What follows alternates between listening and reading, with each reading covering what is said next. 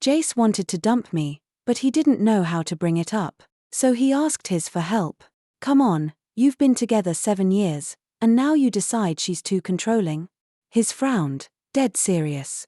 7 years under her thumb is my limit. She polices my drinks, my friends, even demands the new intern's number. If the rest of my life looks like that, I'd rather stay single forever. Later I thought it over all night. Fine, I'd give him exactly what he wanted. 7 years, not a lifetime. Before we continue, please subscribe to the channel and tell us in the comments where you're listening. I'd been with Jace 7 years.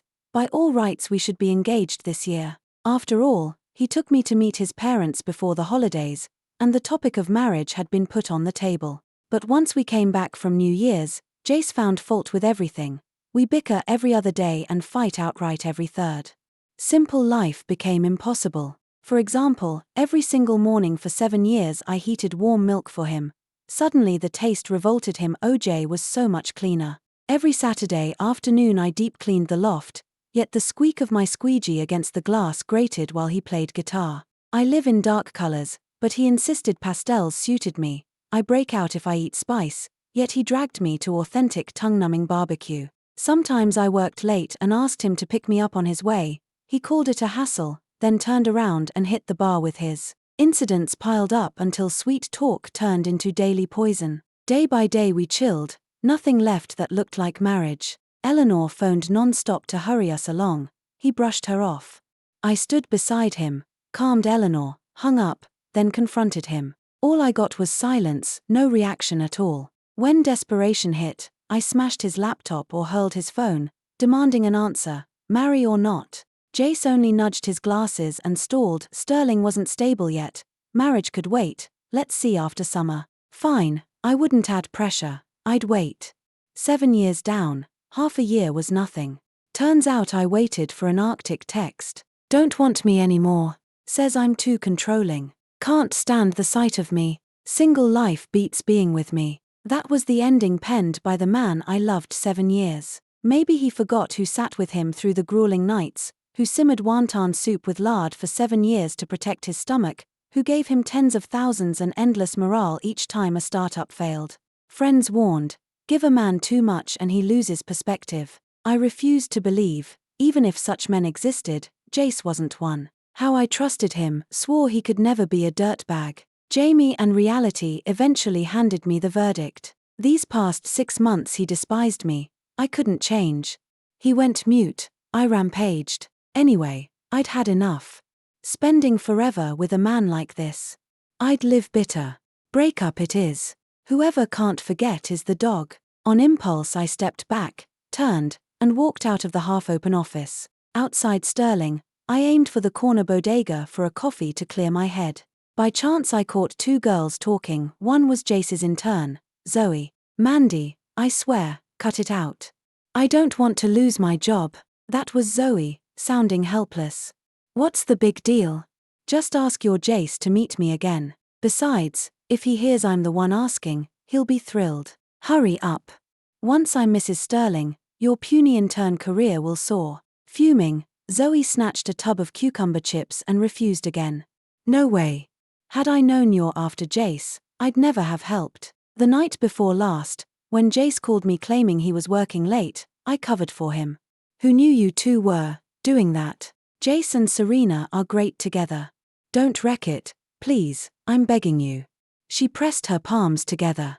But Mandy only pouted. Too bad. Jace and I are the perfect match. Zoe, I misjudged you. Don't ever call me friend again. Shoving her, Zoe stalked to another aisle. Seconds later they queued at the register, one behind the other. Suddenly Mandy blocked her, ice cold. Refused to help? Fine. I was giving you FaceTime with the big boss so you might get hired full-time. Since you bite the hand, forget it. I've got plenty of tricks to make Mr. Sterling take me to the movies tonight. Watch me. With that, Mandy left the bodega. At checkout Zoe's eyes met mine.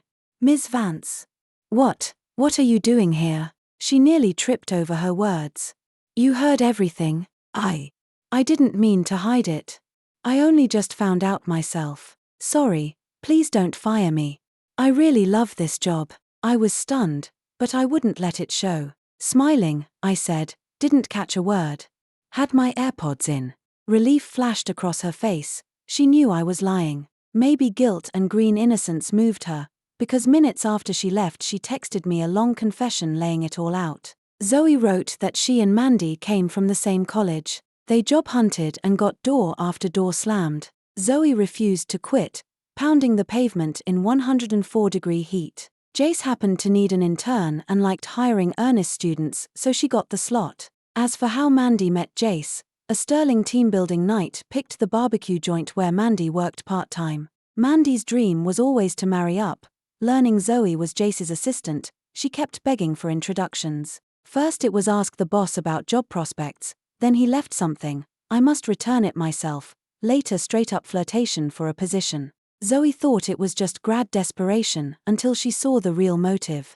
Terrified after our eye lock, she spilled every detail. She even swore that every time Jace met Mandy, she was right there and nothing improper ever happened. Except for that once. That once was the day before yesterday, our 7-year anniversary. I called again and again, urging Jace to come home, promising a surprise. I sent a clip of the living room I'd decorated, the engagement ring hidden inside a balloon. But Jace's phone might as well have been dead, I couldn't get through. So I rang Quinn. When Quinn picked up, she stammered. "Quinn, is Jace still working?" I asked. "Why yeah, Ms. Vance, he's still at Sterling," she answered, voice quivering. On screen, his eyes were panicked, evasive, like she was hiding something. I told her to swing the camera toward Jace.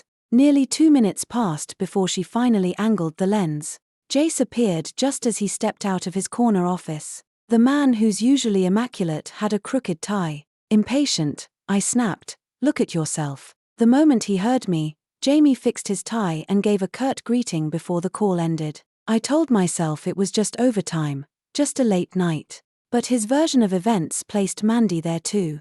Before my call, she and Jace had been alone inside for almost half an hour. What they were doing didn't need guessing. After that night, Quinn cut Mandy off. Only today, in the corner bodega, did they exchange a few words. I used to wonder why Jace suddenly disliked everything I did. Now I know, once there's someone easier to be around, your face just stops fitting. My pale, boring shirts and jeans, next to Mandy's body-skimming, flame-red slip dress. My mild home-style palette, beside her spicy, tongue-numbing hot pot and sizzling skewers.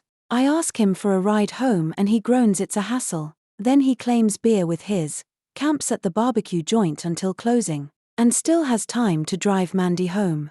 My carefully planned, quietly forgettable 7-year anniversary. How could it compete with corner office stockings, pencil skirts, a mouth painted "Come here" red? Once a man starts sniffing around, the woman becomes nothing but a bother. But I'm not shameless. If he wants out, let's get out. Chasing him for an official verdict isn't my style. Who's right, who's wrong, my conscience is clear. As for his guilt, he can keep it. At 1 a.m., when Jace finally came home, I was still on the balcony. Cigarette butts littered the floor, stale smoke hung in the air. He looked drained, eyes half shut. Seeing me slumped there, he didn't bother to feel sorry. Truly past caring, too lazy to pretend. Whatever his coached him to say to dump me, I no longer cared.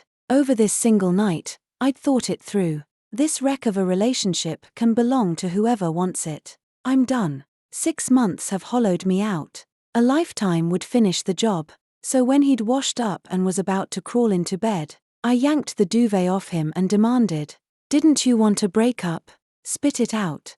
I approve. My blunt opener was abrupt, reckless. Jace's eyes widened, his brows knitted. He froze for several beats. "What did you just say?" I repeated, crystal clear breakup. "It's what you wanted, right?" "I agree." "When do we start? Now? Or after your nap?" Confronted by my fierce certainty, he sat up, irritation written on his face. "What did Quinn tell you this time? That little snitch." "I drank with some old his tonight, nothing else." "Quit acting out." My head splitting, "Go make me some sober-up soup." My straight talk had derailed his script. He could only deny for now and weigh his options later. But once my decision locked in, I couldn't stand one more minute beside him. I laid it out. I overheard every word you said to Hugh at the office. He blinked, mouth opening for an excuse. I plowed on. It's fine. A breakup isn't unspeakable. All your behavior this half year? We've basically been broken up. While you rehearsed your exit, I finished my own adjustment. I don't need you. Silence swallowed the room. You could hear heartbeats. Serena, he said at last. You're just okay with walking away? It offended him somehow. I've agonized over how to tell you, he muttered. Yet you toss it out in 3 sentences. After 7 years, you can just let go? I laughed coldly. No. You're the one who wanted this. Your own actions forced me to drop the rope, so what are you yelping about? And isn't this your goal? Tired of dull little me, craving something new? Human nature, I get it. I get sick of you too, but my morals keep me in check. You swap models. Whichever road, we each get what we picked. I paused for breath, sipped water, then finished light as air. Let's end it. I'm ready. How about you? Just fantasizing, still clinging? Apparently I'd hit a nerve. Jace stayed mute until my phone buzzed with a text from him. Ms. Vance, Jace didn't take Mandy to the movies. She's bawling alone in her dorm. Don't worry, I'll keep watching him for you. I typed back. No need, Quinn. Jace and I are breaking up. You can clock out. Before the message delivered, the phone was wrenched from my hand. Jace stared at the screen, eyes bloodshot. When he looked at me again, his face carried a flicker of grievance. What do you mean, no need? What do you mean, breaking up? I never agreed. His sudden U-turn was almost funny. I felt no pity. I said, what game are you playing? You floated the breakup in your office, and now you're vetoing it. Jace, are you 3 years old? Words don't need signatures. Jace's face was stubborn. The moment he opened his mouth he started explaining. Zoe told you the truth, there really is someone named Mandy around me. But every single time it's her, all dolled up, throwing herself at me. I've never taken the initiative. The day before yesterday in the office she deliberately spilled water on my shirt. That's why we were in there so long. If you'd just bring it up and ask me, I would have told you everything exactly as it happened. Absolutely no hiding. Besides, it's not even a big deal. I didn't actually cheat, and I'm not in love with anyone else. It's only curiosity, right? I cut Jace off. He looked away, swallowed hard a few times, then forced out an awkward explanation. Yeah, exactly, just plain curiosity, nowhere near love. You said it yourself just now. Who doesn't like the thrill of something new? That's all Mandy is to me. But you're different. I want to spend my whole life with you. When those words left his mouth I couldn't help laughing. Jace, how much longer are you going to pretend? I already told you, I heard every word you said to Hugh in the office. You asked him for pointers on how to break up with Serena after 7 years. I heard how tired you are of me, how you don't want to spend your life with me, every single word. It's fine, I accept that you want to break up. Just say it outright. All this push and pull makes it look like I'm the one who wronged you. Serena. Jace's sudden shout startled me so badly I nearly lost my balance. If you're going to eavesdrop, could you at least hear the whole damn conversation? I said a lot after that. I said I'm used to you being around, that I wouldn't know how to cope if you left, that we might as well stay together for the rest of our lives and live in peace. I even bought you a 7-year anniversary gift. Call Hugh right now if you don't believe me. Listening to Jace's meltdown-style explanation, I wasn't shocked the way I'd imagined I'd be. My emotions stayed flat, as if I were simply asking whether he'd had breakfast and wanted to eat together. At this instant, 7 years felt like an eternity. I told myself none of it mattered anymore. It didn't matter whether the first half I'd heard was his real truth. It didn't matter whether the second half I hadn't heard was pure fabrication. For me, none of it was important anymore. What mattered was that he had once considered discarding me, then decided I could serve as a passable companion after weighing the pros and cons. What mattered more was that he allowed that Mandy to keep orbiting him. He'd sensed her intentions from the start, yet instead of rejecting her he gave her chance after chance to ingratiate herself. Even if nothing actually happened, in my imagination he was already tainted. This relationship was no longer viable. Before we even married he showed such porous boundaries. After marriage he would be a lifelong liability. So after his careful calculation, it was time for mine. My decision, naturally, was to walk away from these 7 years. Even though Eleanor had long since decided he would be her son-in-law and pressured me to marry faster. Some of the words coming out of her mouth were hard to believe. I remember Jamie Eleanor's birthday not long ago when Jace and I went home to visit. Predictably, she brought up marriage again. Between bites of cake she declared without the slightest restraint, "Avery, National Day looks like a lucky date this year. You and little Schwer might as well set it for then." Jace fobbed her off as usual, but Eleanor followed with something absurd. "Tell me the truth, Avery, are you stalling because you're afraid Schwer's getting too old to give me grandkids?" The moment that sentence landed, I had a bad premonition. Then, while Jace and I stared in shock, Eleanor delivered the kicker. "Getting pregnant before the license is perfectly acceptable in our family. Eleanor never loved me, I know that. Her rush to see me married was only to hustle me out of the house so she could turn our current place into a livestream studio for Jace's sister-in-law." While I was packing, Eleanor suddenly called, "Come home this weekend and bring Jace." My tone was calm as I replied, "Jace and I broke up." Instantly she shrieked into the phone. "What? Break up? Who gave you permission? If you split, who'll pay the dowry? Where's the money for your sister-in-law's studio? Your sister-in-law's always been good to you, this is how you repay her. You ungrateful brat. You dare break up and you can forget about coming home, there's no room for you here." I answered coldly, there was never any room for me, and hung up. When I looked up again my swollen eyes met Jace's pitying gaze. Jace had accompanied me through the entire stretch when my parents withheld affection and I craved it most. Back then I was small, and classmates constantly compared whose mom had packed what lunch or which amusement park they'd visit next. Especially Jace, his was the happiest household in our class. His dad a basketball coach who took him to meet pro players on weekends, his mom a piano teacher who'd suddenly play a gentle piece at dinner, then the three of them would jam together, bliss itself. So in front of him I felt like a jealous rat in the gutter, secretly borrowing his parents for my essay, and when I won the contest I didn't dare look at him, terrified he'd tell the teacher my parents were stolen and so was my composition. Later in high school I realized he'd always known I existed and understood everything I'd done and endured. He was kind-hearted, full of goodwill and pity. So he pulled me into his family warmth. I leapt from gutter rat straight into the rice jar, yet I remained a rat, I knew that. But it was okay. Once in college I gradually built my own self. I stopped being shackled by my origins. I earned money to fund my escape, studying abroad,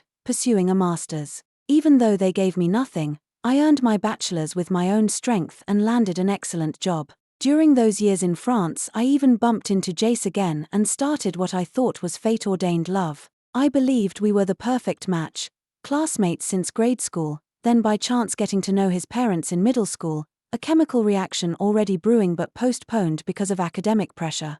Later, college, me upstate working to support myself, him downstate launching a startup. Aside from occasional reunions we barely crossed paths. Then France, where fate reopened its door, and this time we seized it. It felt as though we'd each finished our personal quests and arrived at love right on schedule, destiny, I thought. After that we were together 7 years, Jordan, and our Jamie stretched even longer. But how could he turn out like this? For a moment I couldn't grasp it. After all, I'd known him so long. His family atmosphere, his values, his character, I never imagined he could become the man standing before me now. But it didn't matter. I was no longer the timid girl I used to be. I had a sharp tongue and a ruthless heart. Love, to me, was just an accessory, nice if you have it, irrelevant if you don't. Years of life grinding me down, of my family grinding me down, had left me with one true asset, the ability to withstand pressure and a heart that could cut ties without hesitation. A 7-year relationship. I could drop it just like that. Still this impulsive? That was the first thing Jace said after I hung up on him. He always thought he knew me, still pictured me as the girl I used to be, indulging my innocence 1 minute, tired of my stubborn grit the next. I said nothing and kept packing. In the last half year, this was the first time he'd spoken in that soft tone. Maybe the breakup had actually scared him. Can we talk this out? The thing with Mandy really was a misunderstanding. I admit, I had thoughts I shouldn't have, but I swear they never crossed the line into action. After all these years, don't you trust me? I didn't answer. I was busy sorting clothes, old cable-knit sweaters, worn boots, battered handbags. Nothing valuable, nothing but junk I should have tossed ages ago. Jace used to tease me for being frugal. He said he could buy me newer, better things, dress me up so his friends would envy him. I'd just smile. He never understood that without my scrimping, without these old clothes, there wouldn't be a me who could loan him the 150 grand that seeded Sterling Analytics. He forgot all of that. All he remembered was that I didn't dress well enough for his image. Stop packing. Suddenly he slapped away the grey scarf I was holding, the one he'd given me the first year we were together. I left it on the floor. I didn't want it anymore. I looked straight at him. Jace, I can't accept a partner who cheats, mentally or physically. We swore an oath to that. Do you honestly think you and Mandy are just colleagues? Forget it. I'm done dissecting this. I just want out, set me free, okay? Unsatisfied, he grabbed my wrist with one hand and speed-dialed with the other. Hugh, get over here. Explain to your sister-in-law what happened at the office. She's got it wrong. 10 minutes later Hugh was pounding on the door. During those 10 minutes, Jace and I sat in silence. We'd barely talked in months. To me the quiet felt normal, but he squirmed like the chair was on fire. Sis, it's really a misunderstanding. Jace doesn't want to break up. His brain just misfired for a second. I've watched you two from the start, throwing it away would be such a waste. Hugh was still catching his breath, eyes wide and sincere, looking like he believed every word. Maybe Jace's breakup idea really had been a momentary glitch, but 6 months of cold shoulders and thinly veiled disgust weren't glitches. So I spoke. Then tell me, did he think about ending it? Did he plan this for half a year? Did the Cold War start right after Mandy showed up? You're his best friend, you think he's innocent and I'm paranoid, fine. Explain, is everything I just said true or not? Hugh's gaze slid to Jace, silently begging for rescue. I let out a cold laugh. Pathetic. Jace hustled Hugh out and tried to answer me himself, but 30 frantic seconds later he still hadn't formed a coherent sentence. Spare me. We keep circling the same drain. Mandy, Mandy, Mandy. It's pointless. Even if she vanished, another Mandy would pop up the next time you're bored, because you're done with me. 7 years, Jace. The spark died long ago. One of us refused to admit it, the other refused to lose. Fine, you handed me the match. You hadn't officially asked for a breakup, but now I'm granting your wish. These 7 years with you were beautiful. Believe me, the rest of my life without you will be beautiful too. Goodbye, Jace. I lifted my suitcase and opened the door. House keys left on the entry table. Dozens of dumplings I'd wrapped still lining the freezer. A pot of beef bone broth he loved simmering on the stove. I wasn't taking care of him anymore, I was bidding my 7 years farewell. Going home to Eleanor was out of the question. Even if I did, the scolding would be endless. So I crashed with a friend while calling real estate agents and processing the breakup. Actually, I wasn't heartbroken. Maybe I'd overamped my expectations during the wait, or maybe Jace's emotional fatigue had become contagious. Whatever the reason, love had occupied only a sliver of my life. Most of my energy went to my career, to outmaneuvering Eleanor, and to carving out territory in an industry full of men. So the split felt more like relief than loss. I even worried that taking one moving day off might let some opportunist poach my clients. Once I framed it that way, I relaxed. A man's sincerity will never compete with the numbers in my bank balance. When my friend opened her door, she almost didn't believe her eyes. She'd expected a tear-stained woman hauling 2 suitcases and smeared mascara. Instead she got a sharp, perfectly made-up warrior who, within 10 minutes of arrival, was on a video call battling 2 elite guys at the France headquarters. Half an hour later, my scorecard showed 30 million in new business and my bank balance had grown by the exact amount I needed for a down payment. So when she begged to hear what really happened, I paused, then shrugged. Nothing major. We broke up. Her jaw dropped. I stuffed an apple in her mouth. A few days later she'd adjusted to my pace. The agent called, there were units for sale in her building. I paid cash on the spot. Closing day, we headed to the rooftop barbecue joint to celebrate. Of course, Jace was there. I spat out a mouthful of juice and stared at the server who'd delivered it.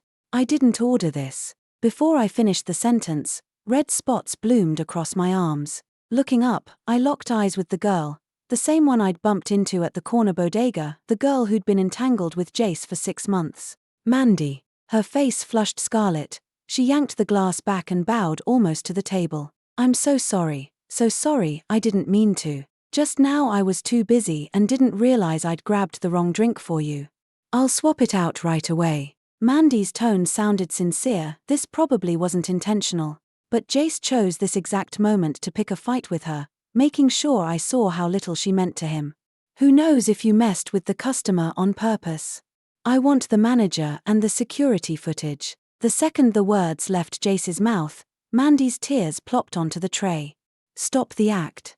You new grads could win Oscars, some of you will do anything to land in the boss's bed. He even took a theatrical step away from her, disgust written across his face. Mandy clenched her fists so hard her knuckles blanched. Fine, manager it is.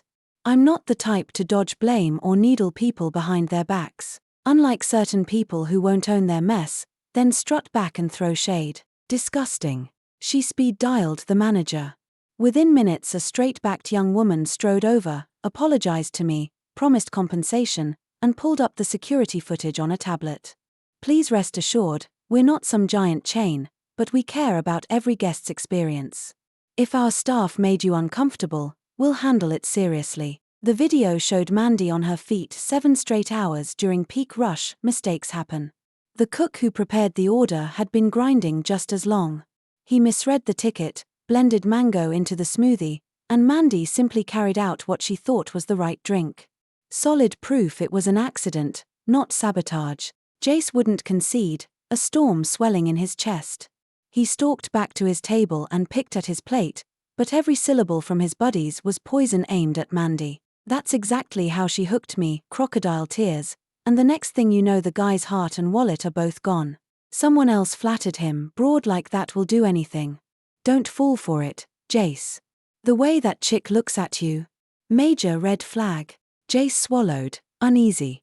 Of course I won't get played. I don't have the bandwidth. Before the echo of his lie died, Mandy appeared beside him. Jace, that night in your office you sang a different tune. She tapped her phone, the ceiling-mounted TV flashed to life. On screen, Jace perched her on his lap, eyes glazed. Geez, Mandy, you know so many tricks. Way more fun than my boring Serena. She fluttered her lashes and tapped his nose. Does Jace like that? He crushed her closer, pulse racing. Love it. Name it, it's yours. Next frame, a glossy photo of an LV tote. I want this, buy it for me, done. It's just a purse. Then an off-camera voice, Jace, Serena's on line 1, reminding you about your 7-year anniversary dinner. Take it. He sighed heavily and peeled her off his lap. The clip ended. The barbecue joint erupted, whistles, gasps, awkward laughs. Even Jamie, who'd worked with him forever, looked mortified. Humiliation twisted Jace's face. When his eyes met mine he was practically feral. Mandy, are you blackmailing me? I can have you blacklisted in this city, believe me. She gave a cold chuckle. Whatever. If no firm will hire me, I'll still earn my rent right here in this kitchen. She spun toward the back. Cornered, Jace started smashing plates and tumblers. I'd never been so mortified. I grabbed my friend and bolted. At home I inspected the faint rash on my arms, luckily mild. A couple of antihistamines should calm it. As I swallowed the pills, my phone buzzed with a text from Zoe. Ms. Vance, I'm putting in my notice. I never imagined my friend would pull something like that. I can't face Jace or stay at Sterling, but before I leave I need to say I'm sorry. If I'd seen her clearly sooner, maybe you and Jace wouldn't be here. I answered, no worries. I hope you land somewhere great soon. In truth, no one was an innocent bystander. Zoe's blind spot, Jace's blurred boundaries, Mandy's greed, and my own 6 months of cowardice, we all held a share. Still, I'd watched Zoe give the job everything. After she cleared out, I referred her to a position paying double Sterling's salary, small restitution for collateral damage. About 2 weeks after Jace and I split, Eleanor rang. Are you back with Jace? When's the wedding? 28,800 for the dowry. If they haggle we can shave a little. We're not getting back together, and there will be no wedding. Stop chasing that dowry, she shrieked, What do you mean chasing? Your sister-in-law's been so good to you, can't you help when she needs cash? Serena, come home this weekend, and bring a few thousand. My mahjong luck's been garbage, 5 grand will do. I stared at the floor for a moment. Mom, as your legally obligated daughter, I'll wire you 200 a month for support. Beyond that, don't ask me for a cent, no studio fund for your daughter-in-law, no dowry pipe dream. I won't be conned again. And that house? It's yours, not mine. I'm not coming back. Remember what you said? If I married Jace, his home would be mine. If we divorced, I'd be homeless. Well, if you never wanted me, I don't want you either. From now on you get an allowance. For caregiving and elder care, call your precious son. I hung up. Thoreau wrote that a man can be truly alive only where he stands a stranger. When I fled my hometown and traveled 1,000 kilometers alone, I finally tasted absolute freedom. I wear the clothes I like, chase the projects I love, live as a woman they never bothered to see. I am utterly free, utterly lucid. A private romance written for one. Since walking away, I've learned I no longer need the concept of home. Home, to me, was never warmth. Jace once coaxed a tiny ember of hope back to life, but even that gutted out. No matter, I've lit a lamp that never dims inside the tiny apartment I now call mine. Reset, refresh, restart, rise. I become me. Thanks for listening to today's story. If it spoke to you, please like and share. We'd love to hear your thoughts in the comments. Don't forget to subscribe for more stories. See you next time.